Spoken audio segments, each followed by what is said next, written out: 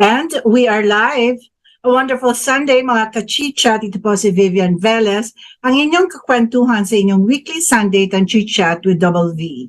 Sumasa inyo kami live dito sa DCRJ Radio Bandido TV. And for today, it's going to be how many days before Christmas? At syempre, papakilala ko ang aking co-host na fresh kahit na meron siyang sakit. My co-host, Raymond Diamzon. Hi, Mon. Hi, Bibs. Nako, my forever young partner and friend. Nako, nga, pasensya na sa inyong lahat. Medyo under the weather, medyo malat, tsaka sinisipon ako, Bibs. Usong-uso ko yun yung sipon, ubo, at ito nga, yung ganitong na-apektuhan na ating boses dahil yung weather hindi maintindihan. Minsan uulan, minsan iinit, tapos, alam mo yun, tapos syempre, dami-daming, di ba, pagka lumalabas ka, ang daming tao, tapos lahat parang pupuntahan and everywhere, crowded. I'm sure there's a virus going on. Kasi naman, ako din, di ba, last week ako naman and my husband, and now my son also has a fever and cough and colds. And pero sabi nga nila, as we gave some warning, and even the DOH gave some warning, has been given warnings na medyo kumakalat na naman, medyo dumadami na naman ang COVID. So all we have to do is just really put on our mask. Again, ikaw ba nagmamask ka pa ulit? Yeah, oo, nagmamask naman tayo. And yeah, kaya nga parang, pero syempre, minsan pa rin nakalusot pa rin. Pero okay lang yan. Correct. Okay, it's an exciting afternoon and so wag na natin patagalin. So you're okay with your voice naman, ano? Mo? Yes, oo. And actually, Bibs, yung special thanks nga pala and shout out to my batchmate nung high school sa St. James Academy, Malabon, si Miss 𝗖𝗵𝗁𝗶, for helping us with today's episode. At nagpapa-shout out ng kanyang father sa iyo, Bibs, si Mr. 𝗖𝗵𝗶, kasi super crush ka daw. Oh my gosh, hello po. Good afternoon.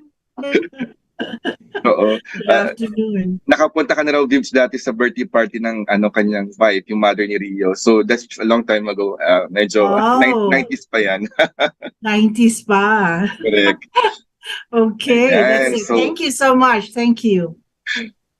Ayan, di ba sabi nga, di ba, Bibs, ang Christmas ay para sa mga bata, and the birth of Christ is said to be the greatest story ever told. So what better way to express this joy to children than to tell them stories through countless books of fun, education, and inspiration. Ang mga librong ito at marami pang iba ang pag-uusapan natin kasama si Miss Jello Lopez, ang Executive Managing Editor ng isa sa pinakatanyag na book companies sa Pilipinas, ang 𝗖𝗵𝗁 Group Incorporated. Welcome to the program, Miss Jello. Hello. Welcome, Miss Jello.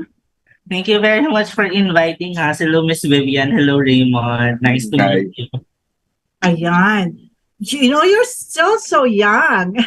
Oo nga eh. Executive Director, I was thinking, di ba, parang meron kang iniisip na, bookish and stuff like that. Yung mga parang librarian ba? But parang ganun ako minsan din. Okay. All right. So, yes, go ahead, Monj. Actually, Bibs, nakakatuwa itong topic na to kasi parang I think it's the first time na napag-usapan natin yung book industry, and in this day and age na grabe naman ang social media and information boom sa paligid dahil marami na sa atin, lalo na yung ating mga consumers, ating kabataan ay nasa gadget. So parang before, alam naman natin na lahat napupunta ng library, may hawak na libro, nakaprint talaga lahat ng information, education. Ngayon kasi parang information you can get everywhere, virtually everywhere. Mag-Google ka lang, mag-YouTube ka lang, parang iniisip mo na, yun na yung library mo. And sometimes, pupunta mo ng bookstore, hindi ka na masyado bumibili gaya nung araw. Kasi Bibs, aminado ako, bookworm ako. And nung ako nasa school, madalas talaga tambayan ko talaga library. And I really love books. And and masarap mapag-usapan ngayon sa piling ni Ms. Jello na kumusta na ba yung industriyang ito at paano nag-a-adapt yung industriya ng paglilimbag or publishing sa panahon ngayon. Yeah. Monj, before we even siguro further ask that questions, yung relevance ng new age consumers natin, hindi ba? Kasi digital na tayo. But then, I am very curious, kung paano nag-umpisa ang 𝗖𝗵𝗁. Ang 𝗖𝗵𝗁. Yes, so Okay. So, Vibal Group, the publishing company, we started our business in 70 years na kami this year. So we Wow! started the business 1953. Yes. Kayo bang Yeah. oldest? Kayo bang oldest sa Philippines? I think one of the oldest. I think, oo. If not the oldest, one of the oldest publishing company in the country. 70 Also years. existing. 70 years. So it was in 1953 when our founders, the spouses, 𝗖𝗵𝗶𝘁, and then Esther Asuncion Vibal, both journalists. Our EAV is also a writer at the Manila Times, no? So they are journalists, and then I think during that time, most of the instructional materials for the schools come in from United States, no, or very foreign publication. So I think they thought that there is space for Filipinos to finally create instructional materials for Filipino students as well. So that's how Vibal has started 70 years ago. Mm-hmm. And then up until now, we are one of the major suppliers of textbooks to schools. The schools, Ayun. book Oo. public and private. Kasi Vibs, lahat ng mga libro ko nakalagay talaga Vibal, yung logo. So parang sobrang Oo, household name diba? talaga siya. Oo, Yeah. oo. Yun nga, so I was gonna ask yung business viability, because we always do ask, especially for a 70-year-old company.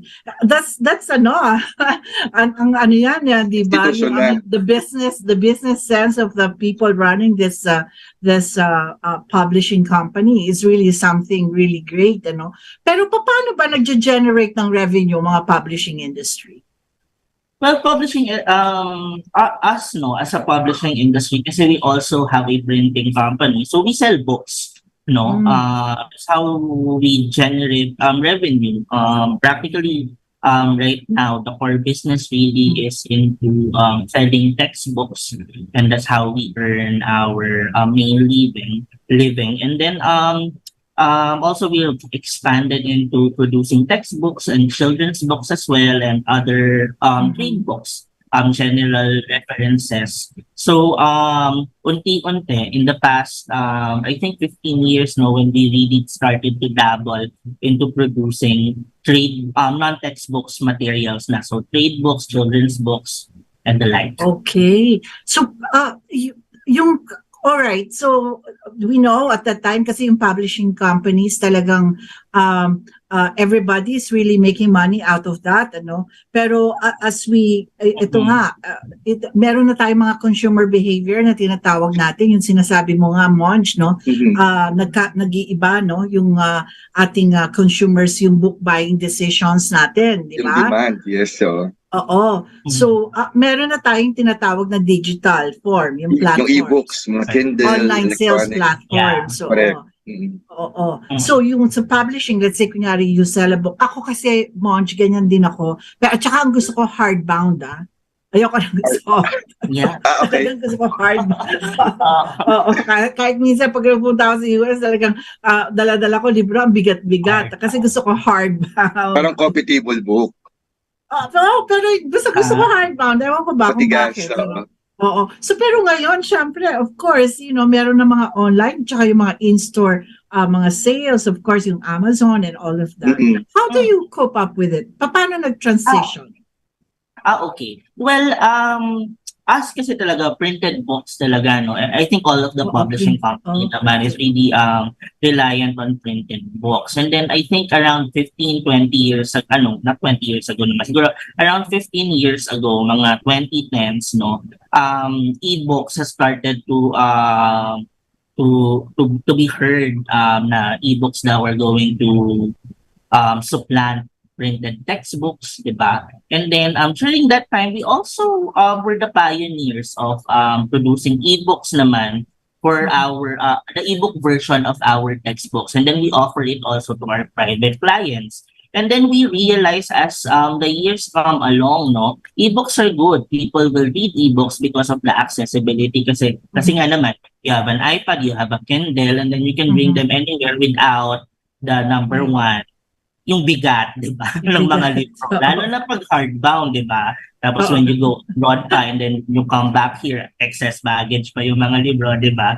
So, the accessibility and the convenience, yun talagang bentahan ng mga ebooks. No? But again, as the years gone by, we realized that people still wants to read books in the printed form, di ba? Or kahit nga si Ma'am Vivian, no, hardbound talaga yung libro, yung tipong pag binasa mo, habang nakahiga ka, pag nakatulog ka, babagsak sa baba mo ulit. So, ganun ang bentahan. And I think it's about the nostalgia of the experience of reading books. Kasi, pardon me for being kind of juvenile when I say this, but books really are magical. No, there is a certain experience that you feel when you read books, and then pag bukas mo, yung amoy ng bagong bukas na libro, it's I can't explain it, but it's a different thing. So I think at saka when you turn the pages. Parang okay when you turn the pages, di ba? Parang there's something there. At saka pagandahan ng bookmarks. Tapos lalagyan ka ng bookmarks. Ako ang arte-arte ko pa. Ang dami ko magagandang mga bookmarks. Tapos bawal ma-crease ang spine, di ba? I guess that experience, that certain magical experience of the printed book will stay. And then we realize that printed books will be there still forever, I guess. And then ebooks will also be there as an alternative to the printed books. Ako kasi I buy ebooks, and then pag nabasa ko, nagustuhan ko yung ebooks, bibili pa rin ako ng printed book. Hahanapin ko pa rin siya sa store. Oo, kasi nga ang ganda rin naman, lalo na pag hardbound, ang ganda rin naman makita yung mga books nyo nakahilera sa bookshelf mo. Tama. Correct. Bili ng libro, minsan hindi mo na rin nababasa yung libro. So, there's also an experience related to buying books. Ma'am. Yeah, that's my problem lang, yung space. Tapos yung mga iba na anay siya. So, well, you really have to take care of your books, and then, because ngayon baka may mga minimalist na mga tao when it comes to their homes. Sasabi ko, hindi ako po pwedeng minimalist talaga sa dami kong mga collection sa mga kung ano-ano. So, but anyway, so let's talk. So, nakikita natin yan. Let's go back to that later on. And then let's talk about the content. No, yung mga content at saka yung diversity ng mga contents natin. As you were saying kanina, kayo rin ang mga nagsusupply sa mga schools, no? Yeah. Oo. So that's kind of like a tall order in a way, because it has to be updated all the time, di ba? That's also true. No, for our textbooks, for example, right now there's a new curriculum. No, so we're releasing a new set of books that is compliant to the Matatag curriculum that will be used for next year. But during the span of the curriculum, us in Bibal, we normally, for example, we produce the books this year, the set of textbooks for this year. And then as we go along, normally we have a 3 to 5 year cycle. We have to update it each time, every 3 years or every 5 years, just to make sure that the content of the book is updated as well. And then also, for example, yung mga subjects na mabilis mag-change, like Araling Panlipunan. If you recall before, a few years ago, President Aquino created a new region of the Negros Island region. Yung libro namin walang Negros Island region, so that would necessitate a change of the book. And then come in President Duterte, abolish that. We have to change that book again for that same year. So that's really that is really how fast we needed to work, just to capture updated information as well. Just to make sure that every single books are not static on its own, and then our students would be able to receive the information that they need at the time of reading. Yes. Well, Oh, okay. So, okay naman yun. No? That's what I was saying. Kasi when you use a book for educational purposes and stuff like that, so it has to be really very accurate. You may percentage ba kayo ng accuracy when it comes to that? It has to be 100% or 99% or mga ganyan. Well, it has to be 100%. 100%. Because it cannot go wrong talaga. So when we create a book, it's really a meticulous and arduous process of Yes. reviewing the book just to make sure that we don't miss a single information na would come back to us and then yun, maging source of misinformation. Which is important these days, diba? Na the information that we bring out there are accurate. Yeah. Okay. Pero yung in partnership ninyo yan, ano, Miss Jello, sa DepEd, whenever you curate content. Well, yeah, in partnership with them, and so they provide the curriculum to us, and then we develop that points on the curriculum in order to produce the books, the textbooks that we sell with the market. Right. So, curious din ako yung sa publishing ng mga regional languages. Meron ba kayo niyan? Or Yeah. Filipino lang or English lang lahat talaga? Well, meron din po kaming mga ganyan. Actually, few years back, we produced Filipino treasury books. So mga ano yun, kwento, mga nursery rhymes, mga vocabulary terms ng mga regional languages. Mga local languages. Local languages, no? Chicano, Sinubuan ng Bisaya, Hiligayno. So we have those books as well, and then also in this coming school year, we are also producing mother tongue textbooks as well for grade 1 learners this time. Also in support of DepEd's matatag curriculum. Ako, I'd like to ask Bibs, kung yung sa setup ba ng Vibal, Miss Jello, kasi di ba Vibal is the publisher, you also have your own printing press, tama ba? Yes, that's yes. And yung mga authors ninyo, do you outsource them o yung meron kayong in-house na mga authors? Well, our authors are outsourced, no? Are engaged naman with us. Pero ang in-house talaga namin more so our editors and then the layout artists. So yun ang mga in-house employees. Oo. Kasi Bibs, yung iba kasi magkaka-separate sila, lalo na yung mga hindi pa kasing laki ng Bibal, separate publisher, separate yung printing press, tapos yung mga authors, saka illustrators sila, na-outsource sila, and then meron silang ibang pinokontrato ng mga service providers. And ngayon, meron na nga din na sa isang publishing company, no, parang you can publish your own book, ikaw yung magpa-finance. Self-publish, di ba, Miss Jello? Kasi parang pwede kang pwede kang per piece, pero may minimum number sila, parang gano'n, 10 yata. So parang lahat ng mga nangangarap maging fictionist, nagkakaroon sila ng chance. Okay. Well, yung libro kasi, when we talk about books, I think right now kasi we also talk about digital platforms, no? Yung mga e-books and all of that. But we know for a fact na minsan yung mga talagang liblib na lugar, wala pa rin, no? Wala pa rin mga internet, no? Oo. So, so yung mga books talaga na talagang books are the ones that's reaching them, no? That's correct. You know what we talk about accessibility these days. Na parang for here in Manila, it's access is very easy, no, na tawag dito na lahat meron tayong access sa internet and then all these platforms, diba? Pero yun nga, Miss Vivian, dun sa mga liblib na lugar, dinideliver talaga namin yung mga libro. Maakyat kami sa mga bundok and the farthest that we can reach, no, so just to make sure that the children there would have a book to read for their school at the very least, and also for the community also to read out, no. So yun, iba rin yung access challenges naman ng mga kababayan natin on the far-flung areas, but we us in Vibal, we try our best to make sure that we go really on that last mile distance, no, just to make sure that these children have books as well. Yeah. Yun ang ganda ng mga printed books, Miss Vivian, no? Yeah. Pwede mo talaga siyang ipadala.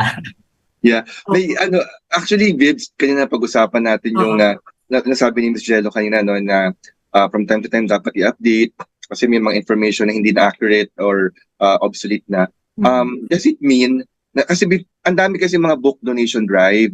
So yung mga ibang pinaglumaan na ng mga libro, instead na tinatapon, na ini-encourage na i-donate to libraries at sa iba pang mga drop-off points na dinadala sa mga public schools. So pagka ganong mali na yung information, hindi na siya applicable, anong dapat ginagawa sa ganon? Kasi hindi na siya magagamit. Anong dapat gawin?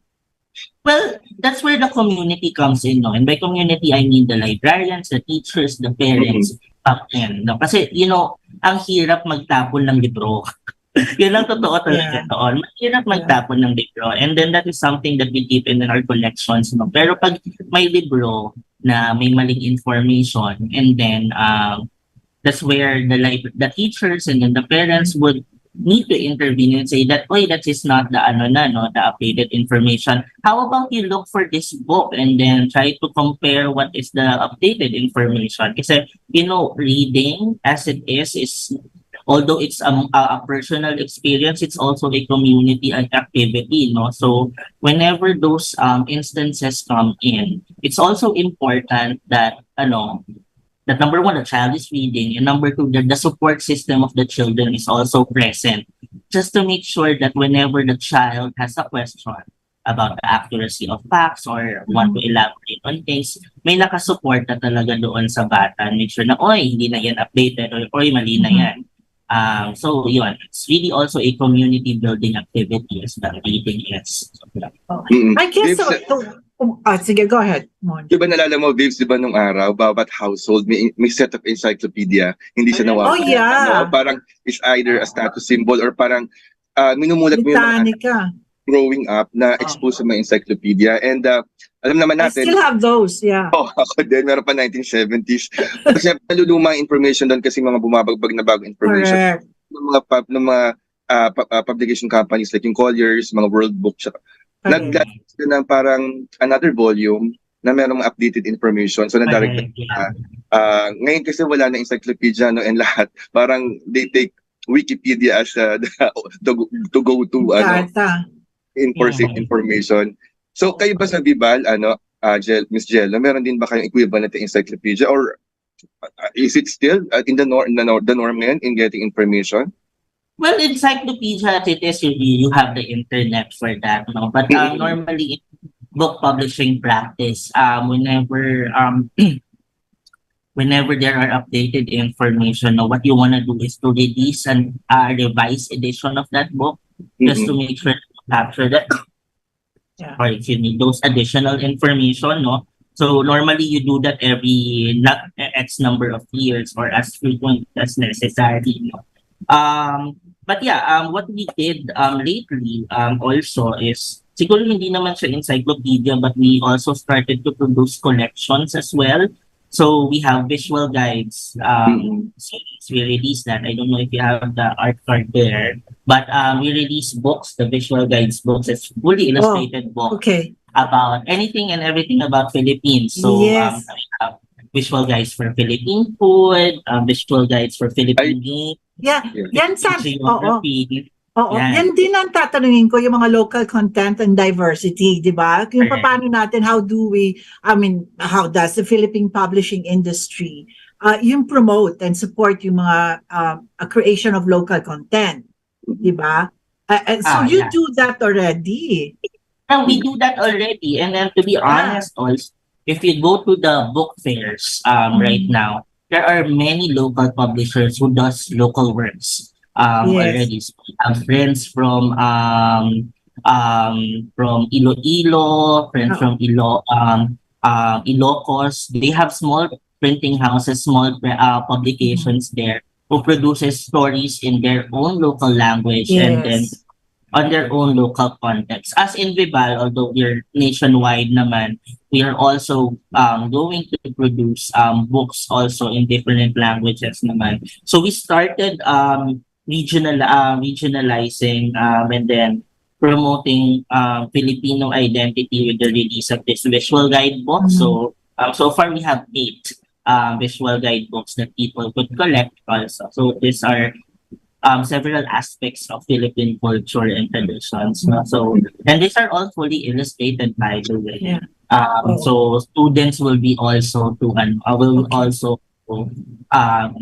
tawag dito, ma-appreciate nila yung content na binabasa nila. Siguro, Miss Jello, baka pwede nating i-project sa screen sharing. I think Open naman na siya. Ayun, there you go. Sige, let me... The visuals, the artworks. Maganda yung Vibs, yung kinakwento niyang visual guides and yung mga kanilang books for young readers and mga kanilang new releases, makita natin. Meron na bang may mga initiatives, may mga organizations dedicated ba sa promoting the Filipino authors and literature? Meron ba? Yes. Meron tayong mga organizations, Government, meron, di ba? National The National Book Development Board is always there. Okay. So there are they are our friends from the National Book Development Board arranges book fairs across the country. So we had one in Manila and we had one in Davao last August. And then there are smaller fairs that we join, one in Iloilo, one in Cebu, and other more local book fairs. So when you go there, we start to realize that there is really a lot of local publishers, local authors, local creators out there na gumagawa na ng mga ganitong bagay. And this is not something new to us. We're sorry. It's okay. Yeah. So I'm just trying to share my screen. So yeah, again, there are a lot of local creators, local authors out there, and a lot of local contents na people that our consumers could choose from. They're all available. Yeah. Actually, Bibs, matutuwa ka, Bibs, kasi kinakwento ni Miss Jello kanina ng mga book fairs. Nagkaroon tayo ng pinaka-recent book fair dito sa SMX, if I'm not mistaken. As in, dinumog siya. It's a very good indicator that Filipinos, especially the young generation talaga, they're still into books and they care and they take joy in having the authors autograph the book copies. Ayun. Oh, wow. I like that illustration. Yeah. So siguro pwede natin i-full screen yung ating slide. Full screen. Let me know if you see the full screen already. Hindi pa. Hindi pa. Pwede pa siyang i-full screen para makita natin yung ayan. Fauna, folklore, games, and geography. Visual guide, no? So these are heavily illustrated to, no? Correct. Fully illustrated. So there are 5 there, but we have released Philippine folklore, Philippine flora, and then Philippine ancient history as well. So we have 8 in that collection already. So these are, a visual guide to everything and anything about Philippines. The next year, we're going to produce visual guides to Philippine provinces naman. So I see. So mayroon na siyang may promotion na rin siya ng mga indigenous literature. Correct, yes. Going further on this on this series, let me just see if I put that. No, sorry. It promotes heritage, yung local. Di ba? Yeah. So that's very important, no? Because what we wanna do is to make sure that Filipino children can read stories about their own culture and about themselves. Because, di ba, ang hirap naman kasi na mas kilala ngayon, mas kilala ng mga bata natin si Harry Potter, di ba? Sila Katniss Everdeen, Primrose Everdeen, di ba? But doesn't really know about Maria Makiling. So that's what we want. And then luckily, I think I've noticed rin in the industry, no, tuloy-tuloy yung mga parang same sentiments lang din with our colleagues in the publishing industry na maglabas ng mga kwento, ng mga libro, ng mga content tungkol sa identidad natin as a Filipino. I was gonna ask that kasi kung paano ng mga publishers na nababalance yung demand dun sa mga international bestsellers, di ba? Tapos yung need natin to showcase yung mga local literary talent natin. So nababalance naman yun kasi you cannot naman stop other people not to really having yung mga ganyang Harry Potter and other international literatures, literary mga, good books also, di ba? Oo. Siya tama naman po yun. Binabalanse siya. Pero I think us in the local publishing scene, no, what we needed to do is to really insist that people, that our children would really need to read these stories about themselves. With the help of the teachers, kasi it means ngayon ang mga teachers ngayon, ayaw na nila hindi naman sa ayaw, but they prefer also to read stories to their students na about Filipino culture. So it's about us as a publisher and then them as the consumers to really insist on saying that we need this kind of content and we are producing these contents as well.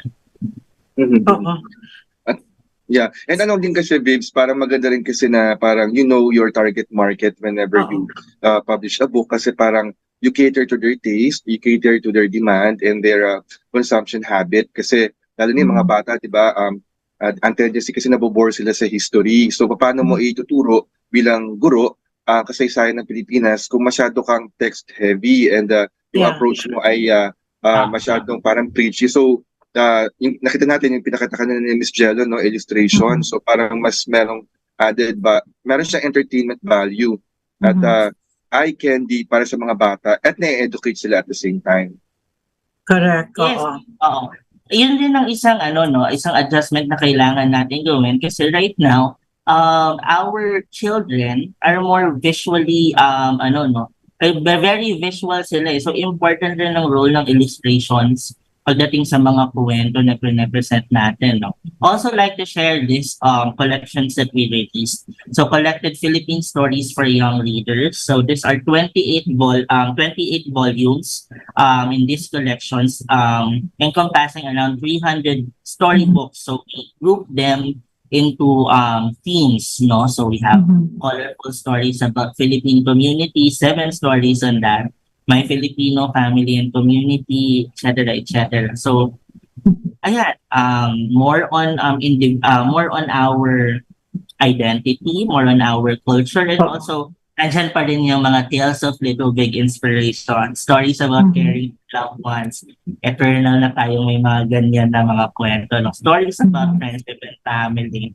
And then this one, Gunita, celebrating Filipino visionaries. So mga children's books naman po yan tungkol sa mga national artists or sa mga mga known Filipino icons. So it's important that all these readers for these specific ages, ages 5 to 8, emergent readers yan, kailangan may visual yan. Kailangan fully illustrated sila para it also adapts to the need of the children na very, very visual. Hindi sila tulad natin before na di ba, na kaya natin mag long form, but they're different right now. So we also adapt to that kind of reader profile as well. Ang ganda rin ng mga illustration parang painting talaga sila, the artwork. Thank you. Shout out. I think Sir Paul, our head illustrator, is watching. So shout out Sir Paul, our Ang ganda. Oo. Hindi ba, yung visual elements kasi, di ba, it enhanced the reading experience. So, kasi parang nung comics ng araw, Correct. Yeah, precisely. Alam mo yung mga tita at tito ko, kaya yun, kahit ako natutong magbasa, kasi sila marunong magbasa dahil sa comics. Tama. Yeah. Oo. Lalo na, especially with our young yung mga batang yung mga young readers natin, hindi ba? Oo. So and marami natin din si mga bata, they want to be na ngayon, yung generation ngayon interactive. So they want to be totally immersed sa kanilang reading experience. Sometimes they want to partake in the storytelling. Minsan they're looking for games in books, para mas enjoyable siya. So sometimes yung mga publishers, yung mga authors then they need to innovate their writing technique. At iba naman, kinukulayan, they want to color the illustrations, ganyan. So iba't ibang approaches. So nakakatuwa yung variety na ino-offer natin sa mga consumers ngayon. Oo. So with this, kasi balikan natin yung mga digital, yung rise ng digital tsaka mga e-books. May impact din ba to sa publishing industry natin or naka-adapt din? I think naka-adapt naman, Miss Aha. Vivian. There was an impact. I think the impact lies on yung parang may offering ng ibang alternative to the printed books, no? Yes. But other than that, the printed book will always be there. The e-books wouldn't replace the printed books. And then I think another aspect of digital that we need to consider as well is our ability to sell also digitally to other digital platforms, no? Like Amazon. We are available worldwide distribution because we publish in Amazon. So Yes. books that we have released this year, Infanta de Ramirez Herodi, Heritage Dishes of the Philippines, they're all available in Amazon para sa mga sa worldwide audience natin, no? And also here domestically naman, we have online platforms, no, like Lazada and Shopee. We're also available there. So I think that was also brought by the pandemic, no, when people were at home and then they cannot go to the bookstores, no. So the publishing company went online and then we're able to sell books. Not only us in Bibal, but our other colleagues from the publishing industry were also went into this online platform and start selling the books as well. So again, that's a question of access, and Yes. it became as a publisher as a platform naman outside of the bookstores, who by the way are selling foreign books more than Filipiniana books, diba? That's another thing that people might need to look out for, no. But outside of the mainstream bookstores, no, we publishers have a platform into selling our own books. We also have our own e-commerce website, shop.bibalbook.com. So yun, marami, I guess that's another impact of this digitalization trend that we have, no, that finally Filipino books are available for Philippines because we can sell directly to the consumers. Accessibility talaga, no, Monch? I mean, so now it's easy to access all of this, no? It's just that, I still miss going to a bookstore and finding books. Na, when you browse and all, yung mga ganyan, di ba? Ngayon parang wala na eh. I don't see any. I'm not even satisfied anymore. I mean, in the US, in the Western world, marami pa yan. And especially in Europe, they do care about yung mga old books pa, di ba, na hinahanap natin, na gusto natin, meron tayong copies, not in a digital form, no? Pero dito sa Philippines, parang wala na ako nakikitang ganyang bookstore. Dapat yata merong special. Oo. Wala, no? So gusto namin basahin ulit. Ibalik yung experience of browsing to the bookstore. We're opening a bookstore in Chinatown. I think very, very soon. So we'll make that announcement when that's available. And our main priority is to make sure na most of the bookshelves that we have are Filipino books. It's important talaga na mag-space ang mga Filipino titles natin. Kasi there's a niche, di ba? I mean, you do like to, namimiss ko yun, Monch, na minsan, nandun ka sa aisle, tapos pagka meron kang parang nagustuhan na, di ba? You just sit down on doon ka na sa aisle, mismo nagkabasa. Di ba? Namimiss ko yun, right? Correct. So wala nang ganon. So hopefully, Miss Jello, you can do that talaga, open a bookstore for the experience. Kasi we do miss that. Okay naman, accessibility, of course, yung e-books, digital form natin, accessibility, of course. Ako rin, ang dami ko rin naman mga libro pagka merong mga reviews, and madali na siyang i-access, no? But you also want experience, and then especially this, no, it's so, I mean, I'm happy to know na yung talagang Philippine books natin, like what you're showing right now, ito yung mga new releases mo, Miss Jello. Ano ba itong mga new releases natin? So these are our new releases. We released it this year. So kala nyo kami sa Bibal, puro kami tawag dito mga seryosang topic, colonial photography, or Savannah, we admit, but we also released the Philippine Slang and Gay Dictionary. Wow. Oh, We'll get crazy as that. Para masaya lang. So we also produced this fun copy. slang and gay dictionary. Oh, gotta have that. Oh yeah. We'll send you one if we can. So yeah, this is last 𝗵𝗶𝘁. So we have that. We also have Philippine Genealogy and Religious and Art History. Yes. Dr. Luciano Santiago. This one is the first book that I really produced from the start to the end. Philippine Colonial Photography of the Cordillera. So I'm really proud of that book. We also have more Cordilleras, no? Yes. Oh, Correct. Yeah. So wow. about Cordillera photography, very, very beautiful book. And then you'll see also how we started photography in the Philippines and then went on up to until the souvenir photography that they had in Baguio early 1920s, I guess. Yeah. So more wanted than we admit by Dr. 𝗖𝗵𝗁𝗶 and our national artist 𝗖𝗵𝗁𝗶 is there. And then Yes.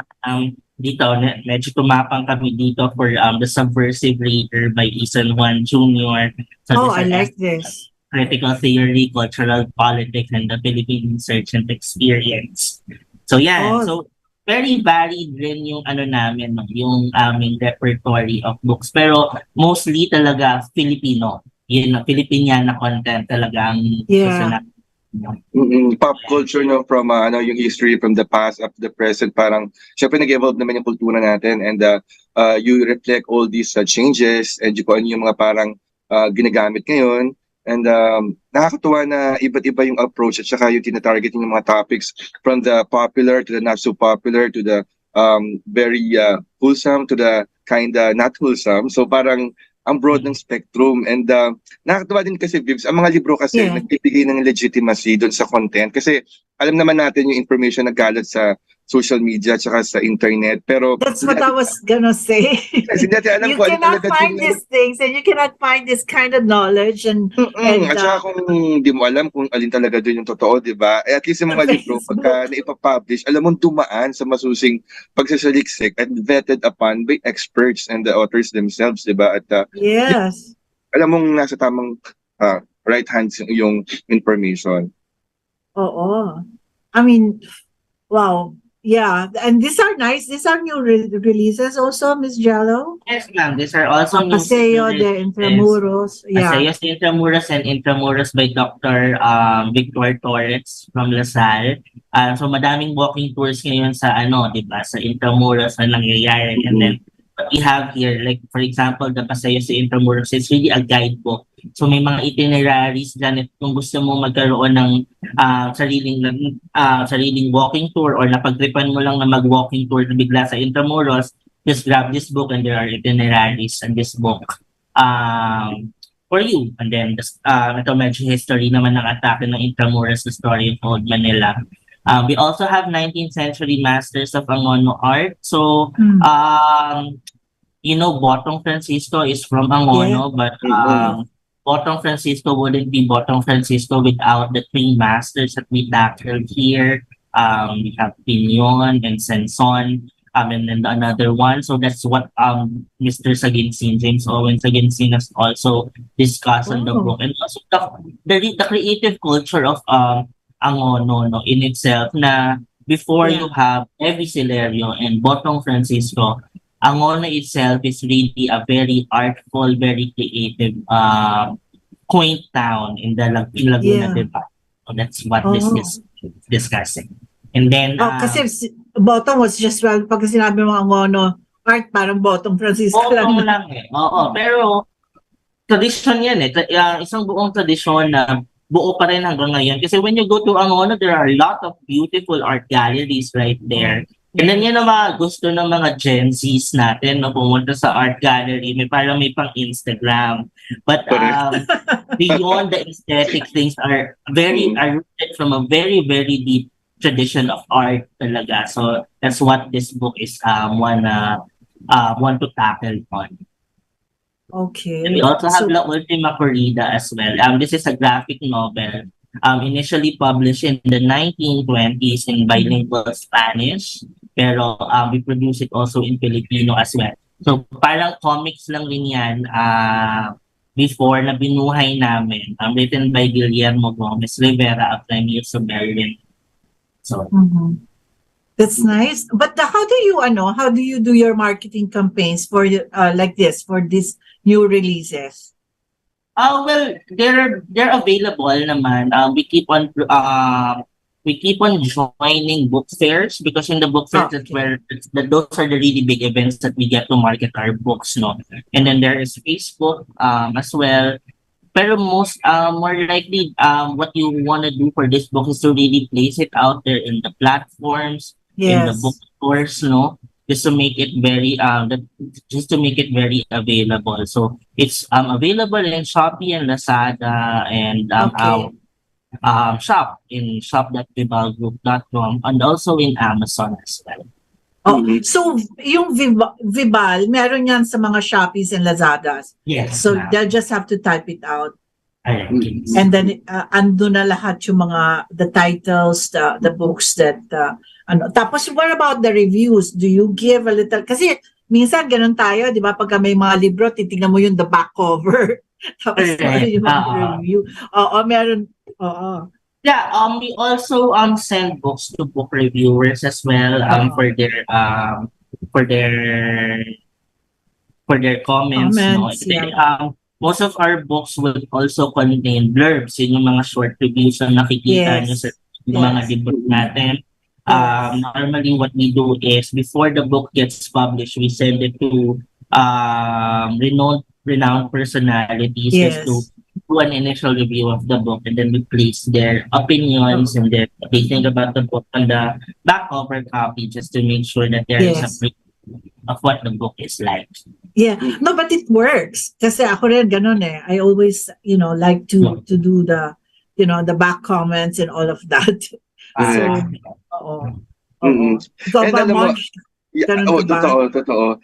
And tawag nito, ako up until now, pagka may occasion, either birthday ko or Christmas, pag nakatanggap ko na regalong libro, I still appreciate it. And in fact, maganda rin magbigay ng regalo, lalo na yung Pasko, na magbigay ka sa mga friends and family mo ng books, no? And parang is a thoughtful gesture na parang ibinabahagi mo yung information, entertainment, lahat na nagustuhan mo sa book niya to other people. And nakakatuwa na marami pa rin books din naman na nabibili. Hindi lang sa mga mall, kundi sabi nga ni Ms. Jel, meron na ngayon sa popular apps kagaya ng Shopee at Lazada. So it's very accessible. Oo. I like that. Kasi ako rin, I like giving books then. Well, pag alam kong yung tao may magbasa. Tama si Raymond, no? Iba rin talaga yung feeling na nakatanggap ng libro, nakabasa ng libro, di ba? It's really that experience that you wanna pass on to your younger generation. Kasi nga, di ba, ang chismis, hindi daw nagbabasa ang mga bagets natin lately. So, I guess that is a tall order for us in the publishing industry on how to address that. And then, that magical experience of reading books is something that we want to still still give to our next generation. So ito yung nakikita natin ngayon, reprint. So meaning to say, ito yung natin yung i-publish before, and ngayon ay lalabas ka ng panibagong batch of reprints, ano? So we reprint, mga na-out of stock na to kasi ang bilis na ubos in the past. Wow, sold out. But yeah, we also reprinted Philippine Cinema. This is written by our chairman, 𝗗𝗵𝗁𝗶 with Dennis Villegas, and edited by Teddy Ko, who unfortunately has passed si Teddy. away 2 months ago. But this book has won the National Book Awards 2 years ago during the pandemic. So this is a story of how the Philippine cinema went on from 1897 to 2020. Naku, kailangan natin ng bibs. Hindi ko na dyan si Miss Vivian. I'll have to check. I guess Miss Vivian is the Manila Acapulco Galleons, written by the late Senator Edgardo Angara. and Dr. Madrid. We also have more Hispanic than we admit, 3, Yeah. Pinay than we admit, and then Boxer Codec. So again, these are all Filipinos. So Philippines, Oo. Philippines. Yun lang ano natin. Mga history, At saka- ano? At saka how important, yung mga reprints kasi, it allows the new generations, di ba, of readers to access important works. Kasi otherwise, pag wala ng mga reprints, I mean, how we, well, of course, yun na nga yung sinasabi natin, you know, probably it's easier to get it from ebooks, no? Pero as a publishing company, kumikita rin naman kayo. There's some, may revenue rin naman kayo when it comes to ebooks. Yes, opo. There's a portion of our revenue stream coming in from ebooks. Kasi also in Amazon, we're selling this in Kindle. So there are sales Kindle, also yeah. related to Kindle. And then in our school, we offer as well ebooks. So some of our client schools buys us printed books and ebooks para pag kunwari biglang naging hybrid ang kunwari hindi muna tayo mag-face-to-face today, online classes tayo for this week. They have the alternative of using the ebook as well. Yeah. So yun, that's siya ginagamit recently. There are also clients who prefer ebooks lang talaga over the books, pero majority talaga puro printed ang gusto. Yeah. Yeah, go ahead. Sige, go ahead, Vips. What about the pricing? Ito ba affordability natin? Oo. Ebooks are generally priced lower, no? Lower. From the printed books. Oo. So, and then what we also want to make do pricing in general, as in in Vival, no, we don't want to produce books that are very expensive. Kasi again, accessibility. You want these books to be available and then sellable and also affordable for our clients. So for example, this our collected stories. These are 7 stories sa isang libro, 600 pesos, right? So as much as possible, we keep that in mind. Of course, some business thinking goes into that, but we want to make sure that these are also available, affordable as well. So most of these books are sub 1,000. There are few books that are beyond 1,000 pesos. Pero yun na yung mga hardbound, tsaka yung medyo malaki at kapal na libro. But as in Vival, we also want to make sure that the books that we are selling remains to be affordable as well, because what you don't want experience is that people are discouraged from buying books just because they are expensive. No, you wanna remove that particular aspect in the decision in the buying process of your consumer. Para sa akin, mas mura pa rin kasi yung printed books. Kasi para sa akin, I mean, you can pass it on, di ba? I mean, people can borrow it, yung mga ganyan. Ako, alam mo, Marge, nakakapanghinayang. Ang dami-dami may mga books ako na mahirap kasing hanapin. That's what I do sometimes when I go abroad, is really going to bookstores that it's hard to find books. Pagkatapos hihiramin sa akin, tapos hindi na ibabalik. Yan ang mahirap dyan. Portal din yan. Just meron tayo na friendship over sa mga dami ko na talaga, like yung mga yung mga Khalil Gibran ko na mga collections ko ng mga books niya, and ang dami ko kasi meron siya rin mga libro na talaga mahirap din hanapin, tapos yon hindi na nababalik sa akin, yun lang yon. Experience ko lang dun sa mga books natin, but then of course pagka e-books naman kasi hindi mo naman ma-pass around yun, di ba? Parang isang reader lang yon, di ba? That you're only allowed for one reader. May access, may password. Password. Sometimes we allow kami sa Vival, we allow them maximum parang 3 devices. 3, okay. Ngayon actually, Vibs, meron ako binabasa libro ngayon. Nakakatawa kasi meron ng online library, international siya. So parang hiniram ko siya for 14 days. So parang, tawag dito, last day ko na ngayon, isusoli ko na siya. Pero ang catch naman doon is, medyo malabo yung print. So pag binasa mo siya, medyo effort siya. So parang talagang ma-encourage ko na bibilihin mo yung copy, download mo siya. Pero pinagsigaan ko lang basahin kasi nakakaaliw na meron na ngayong online library kasi before, di ba, pupunta ka pa, manghihiram ka, ganyan. Yeah.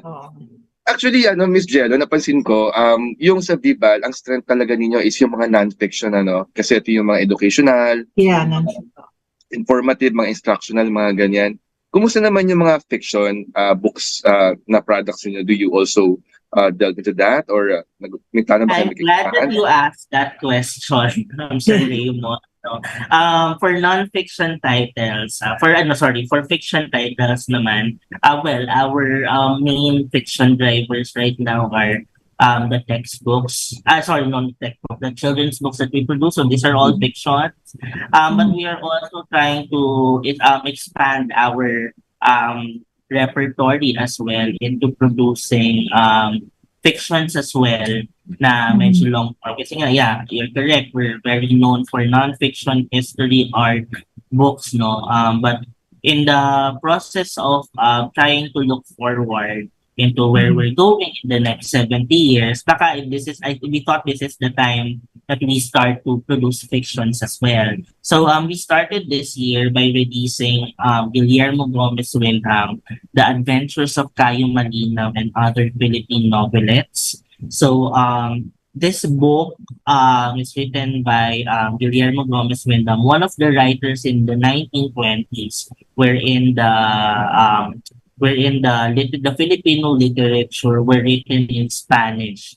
Diba? So that's the golden age of Filipino literature in Spanish during that time. And we republished it into a collection of three short stories or three novels for this editions. No? So we have The Adventures of 𝗖𝗵𝗁, the promotions of Inspector Rojo and 𝗖𝗵𝗶𝘁. And when the readers are going to read the book, they would realize that our fiction tradition here in the country is also deep-rooted. Kasi this is the time na I think 𝗖𝗵𝗶𝘁's writing was the point na hindi na siya, kasi diba during the Spanish era, puro about Diyos, diba? And then the good and the evil.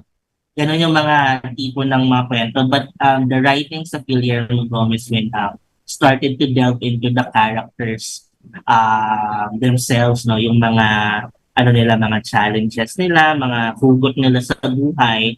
And then that is when our fiction started to look inward. So that's what that is why we produce this this precise book. And then moving forward, in the next year, we have several fiction titles as well in publication right now. So they're going on editing and production. Hopefully, we start to release them in the middle of next year for fictions.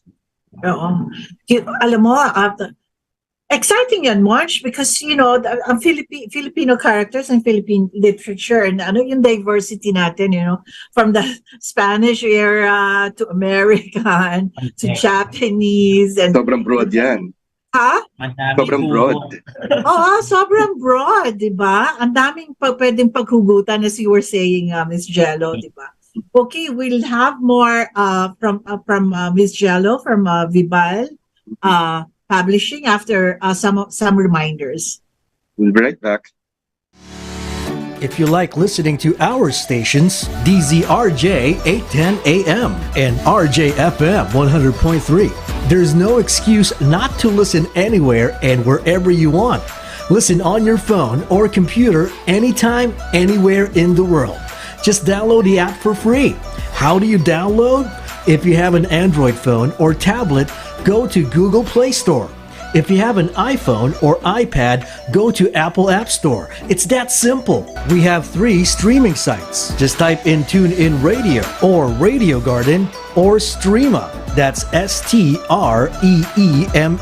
Once the app is downloaded, type in and search for DZRJ. And now you can choose and enjoy DZRJ 810 AM and RJFM 100.3 anytime and anywhere. Hey, it's free. Ho, ho, ho, ho. Merry Christmas. We wish you a Merry Christmas. We have a Christmas treat for you at Bistro RJ.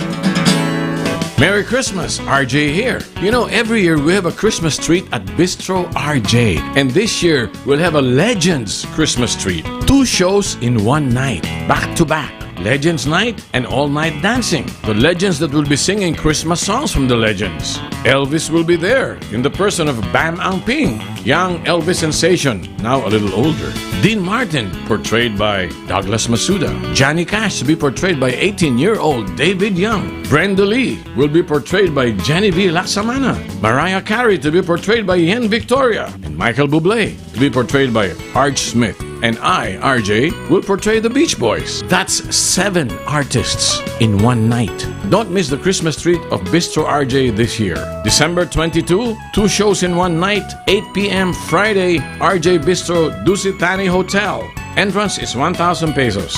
For inquiries and reservations, reserve now. Call 0906-221-1524 right now. Or visit us at facebook.com/RJBistro. Merry Christmas, everybody. Let's be happy. It's Christmas season. Bistro RJ brings you happiness all the way.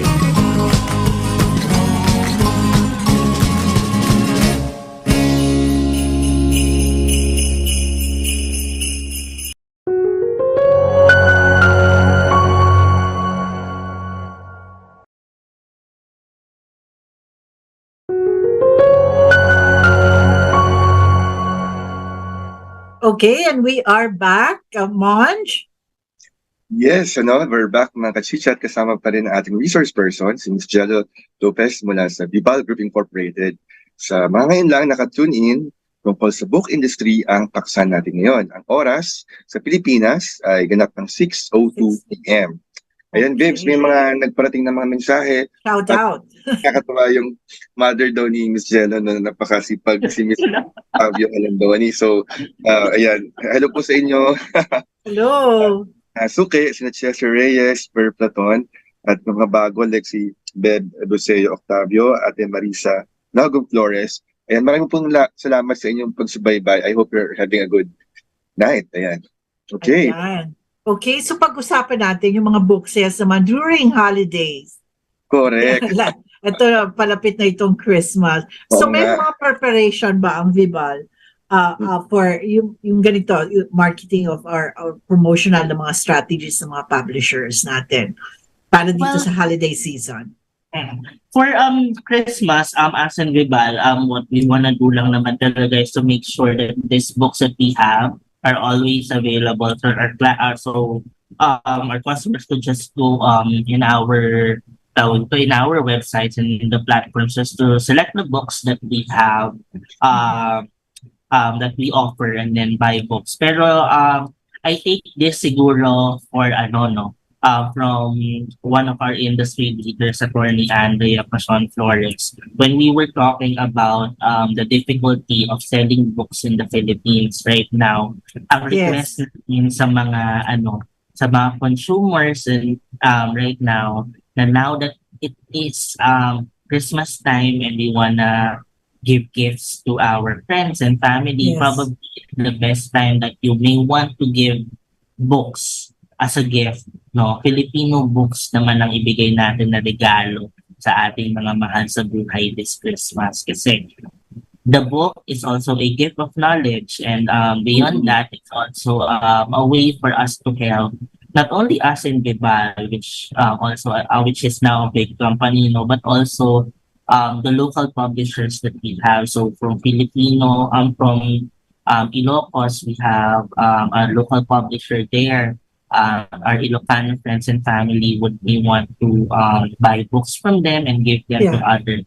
Support local, support Filipino books. So that is something that we might want to consider this Christmas time, that we give Filipino books to our friends and family. Correct. During these holiday seasons ba, mas medyo mas mataas ang mga sales natin pag holiday season? Well, we don't have the numbers, but I think Okay. siguro with the with the season itself, tuloy-tuloy naman ang mga bentahan dyan, and then there are promos and then discounts available as well for publishers that they are offering. So ang libro hindi tulad yun ng pagkain na pag Christmas season nagmamahal. Pareho lang rin ulit after yan ang Yeah. presyo niya. So something to also consider as well in thinking what gifts to buy. Oo. Correct. Siguro, Bibs, tumataas lalo ang sales ng mga kagaya ng Diba pagka malapit na yung pasukan.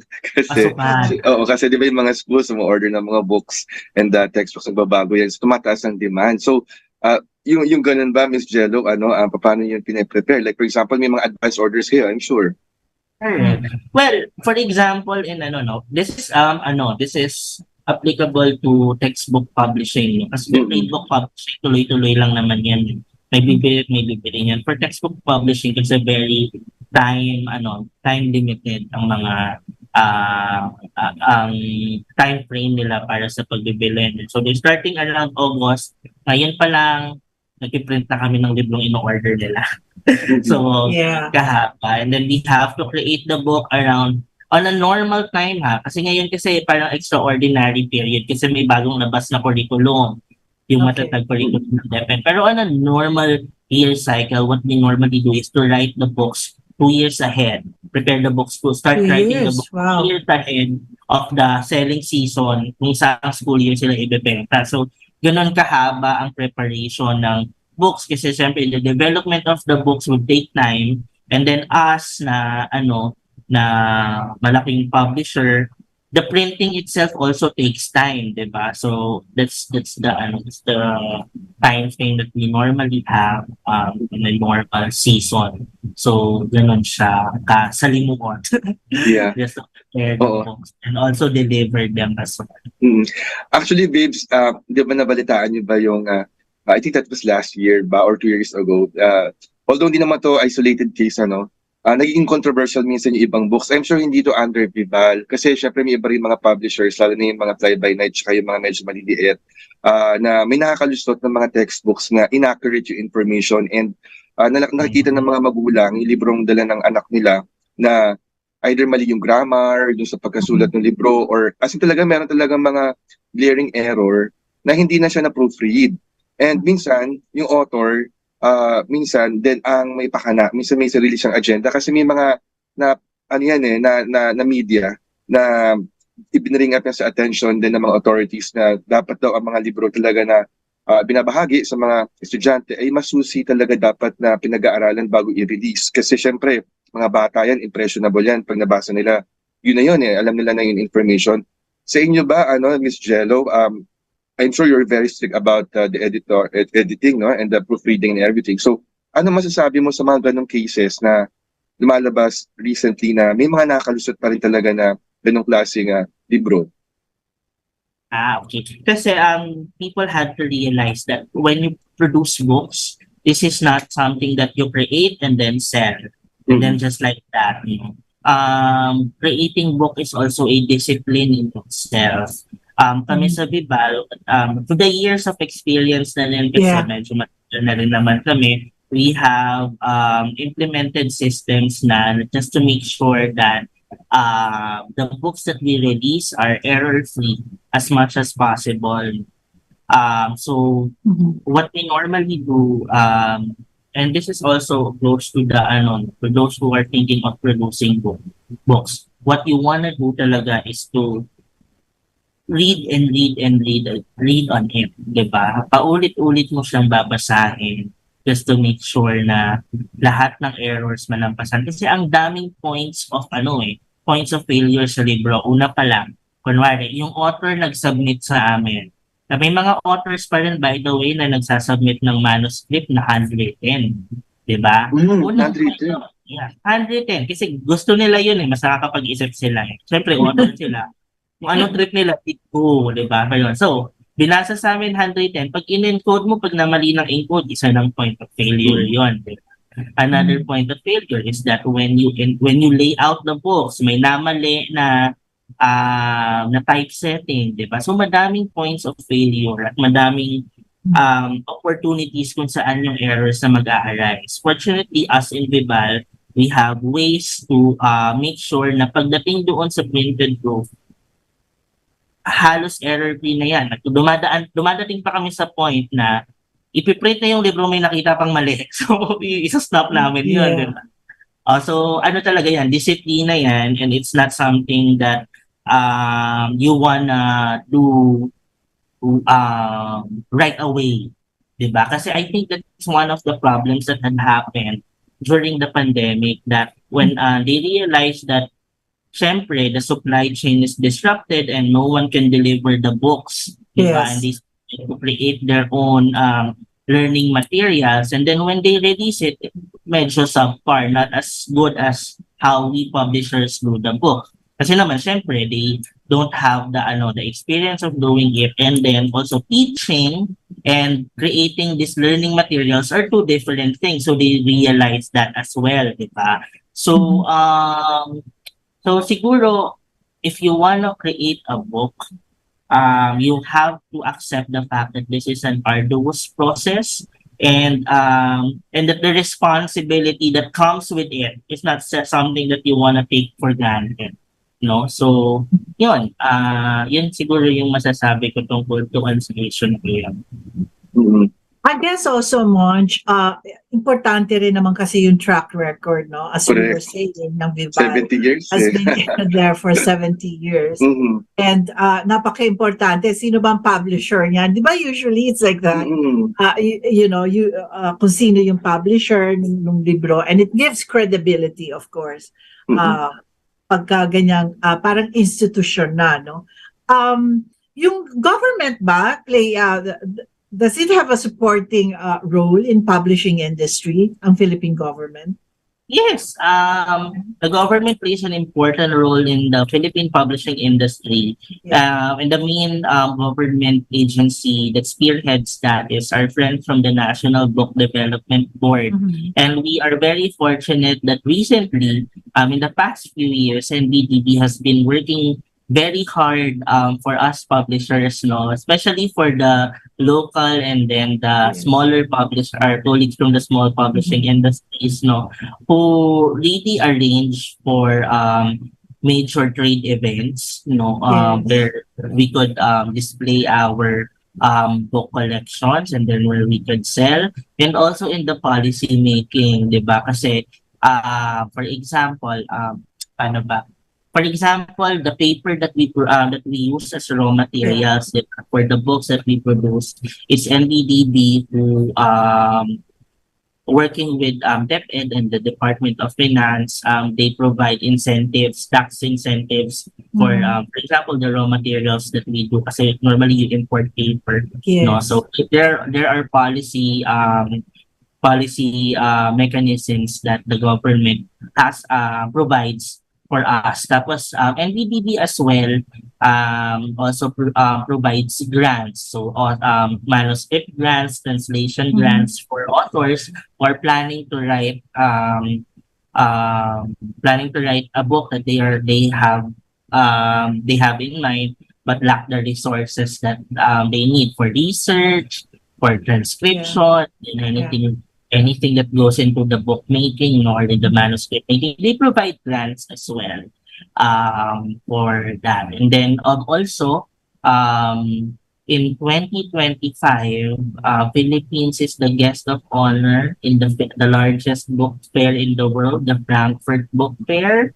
So lahat ngayon sa publishing industry in the Philippines are really working hard to make sure that when we go to Frankfurt in 2025, we will astound the world with the collections that we have, the books that we have. So that's where the government comes into play when it comes to industry. And then there are, of course, I think very recently the Creative Industries Law and then the Creative Industries Council, no, providing support to the creatives behind the content production and the production of the books itself. Mhm. Naku, Bibs, ang dami pala, no? Nakakatawa na ang dami support mechanisms from the government and parang, yeah. Kasi they have to collaborate with the publishers, di ba? Kasi alam natin yung literacy, tsaka yung reading literacy among the population natin. Parang meron ako nabasa, is that true na medyo bumababa yung ating literacy among our population? Well, the recent results, I think it was last Tuesday, that was released. PISA, the PISA result, it's a international assessment. So the result turned out that we are still at the bottom 10 countries when it comes to reading, mathematics, and science.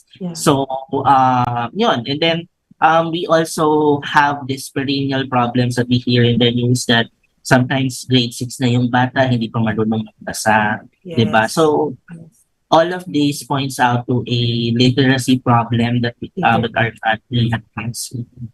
And then I think the role of the government that is doing right now is it's a whole of country approach with the revision of the curriculum and then all this policy.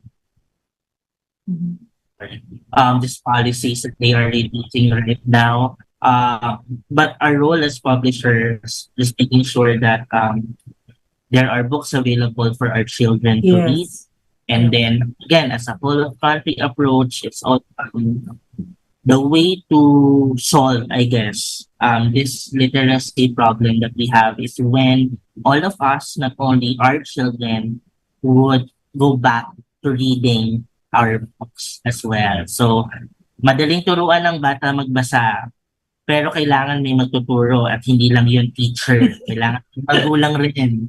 Marunong magturo magbasa. And then that's something that we're also together with Bibal Foundation and 𝗖𝗵𝗶𝘁, no, one of our partners, is to also have literacy programs across the board. So, teaching the teachers to read, teaching how to read, no, the parents play an important role in making sure that our children would read, no? So, mabigat na problema ang hindi marunong magbasa ang ating mga kabataan. So, kailangan tulong-tulong po talaga tayo. And ito pa isang concern din, Vids, I'd like to ask Ms. Jello, nabanggit na kanina yung support ng government and nakakatuwa na madami ito, but I'm wondering kung ngayon ba may support din ba dun sa mga poor students who can't afford expensive books, especially sa mga nasa college level? Kasi in the past, yung mga college students na can't afford expensive college books, nagpupunta ng recto and merong parang pinaparate yung mga books, di ba? Parang siniselos, hardbound nila.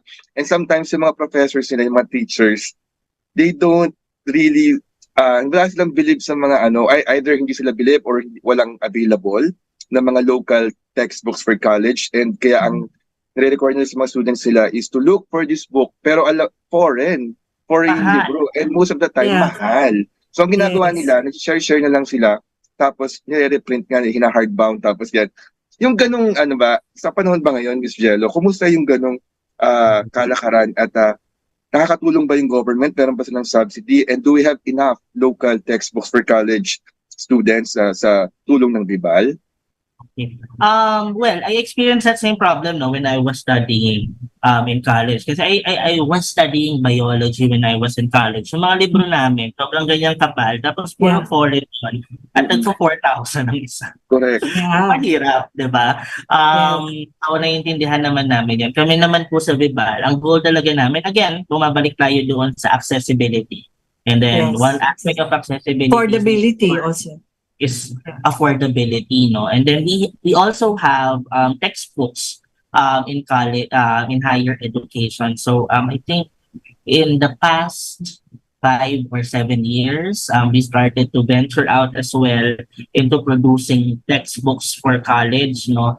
And we want to make sure talaga, we make it a point na that is something that our students would also be able to afford. So, mga around, ano yan, 500, 600 pesos isang libro, no? And then recently, we released 2 books in higher education. So, that's a book about Rizal and then the readings in Philippine history, no? So, what we want to make sure and what we want to make it to a point that these books remain to be affordable para at least meron silang sarili kasi mahirap na punta ka ng library, note-taking ka or mahirap yung yung punta ka ng recto kasi piracy naman yun, criminal naman yun, diba?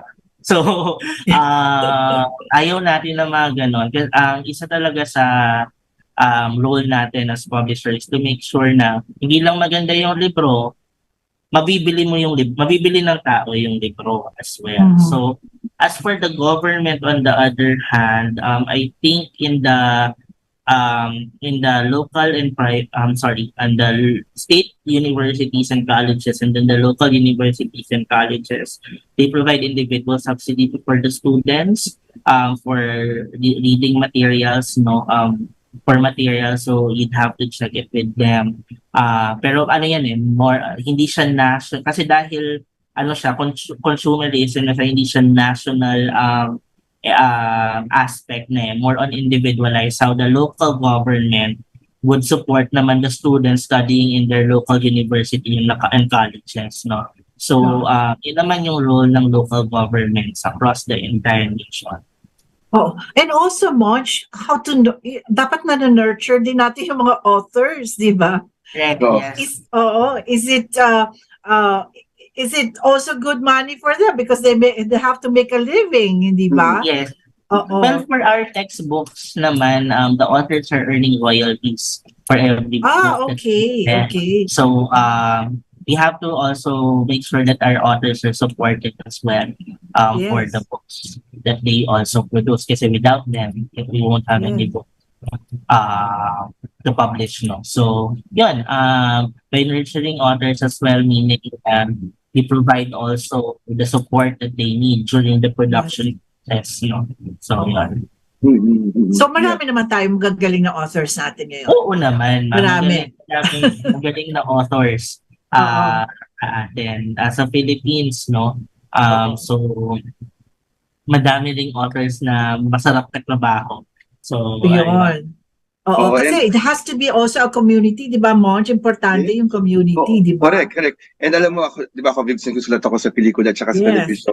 Naiingit ako sa mga nagsusulat sa libro kasi sila, kagaya nga sabi ni Miss Jello, may royalty, di ba? Pag may reprint, mas naahalagaan yung mga writers talaga sa mga print media dahil you own the you have all the the creative aspect para ikaw yung may control. And we understand it naman talaga na pagka ikaw yung author na talaga ng mga libro, mas talaga yung yung vision mo talaga nasusunod kasi ang writing for the film and TV medium collaborative, hindi naman talaga ikaw pero lahat naman kasi sa mga writers dapat din merong protection and royalties, mga perks, tax breaks and all those benefits. Kasi pare-pares naman ng nagdadaanan. It's creative process, tapos mahirap mag-revise, tapos may responsibility ka rin that lahat ng information na ibinabahagi mo ay dapat alam mong totoo. Hindi ka parang nag-sensationalize sa mga topic. So, before, meron tayong episode na may interview tayong mga authors and pinakamabenta ngayon yung mga katatakutan, yung mga horror story. Folklore, tapos yung mga pang-teenage, yung mga romance ng mga love stories, diba? Mga fiction, young adults, diba, Miss Jello? So, it's very happy na buhay naman talaga yung industriya and nakakatawa na yung Bibal is still very much alive and kicking after all the 70 years and it's growing, diba? Sana bumalik na yung time na, sa akin kasi mas bata pa kayo doon sa time namin that it's really cool to be parang a reader, no, at that time na talagang pag may hawak ang libro and all of that. You know, di ba? Ngayon kasi, because you don't see it, siguro kasi nasa laptop na nila and wala na silang mga hawak ng mga libro and all of that. And I always ako talagang I always want to make sure that there's books doon sa side table ko. Parang gano'n Oo. na always. Di ba? Di ba Oo. meron tayong mga ganyan nung araw? Oo. Parang, At saka ano siya, Vips, maganda rin siyang tingnan sa bahay.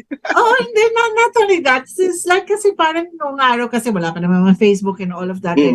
So, pag patulog mo talaga, magbabasa ka ng libro, no? Yeah. And, oo, sana naman ma-inspire ulit ang ating mga kabataan, to make it parang, it's cool to to read books and, para sa akin, hardbound books. Correct. May nabasa ako na nakakatuwa, gusto ko lang i-share.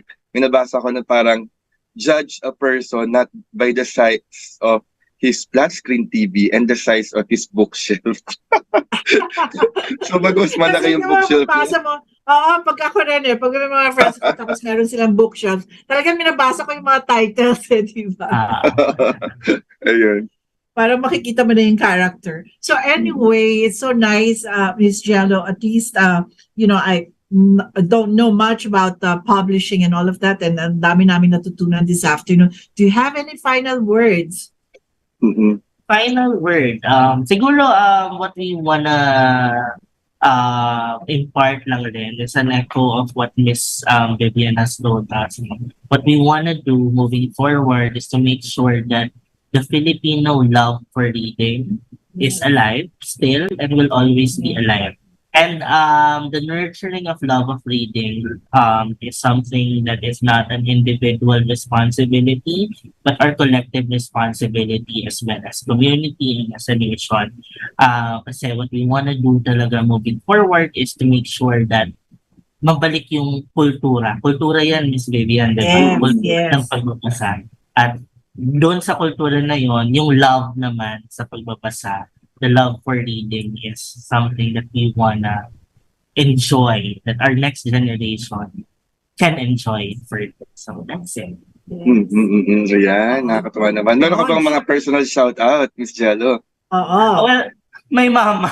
Si mama naman. Hello, mama. So, thank you for Hello, watching. Mom. Hello. My colleagues are also watching as well. Thank you for watching.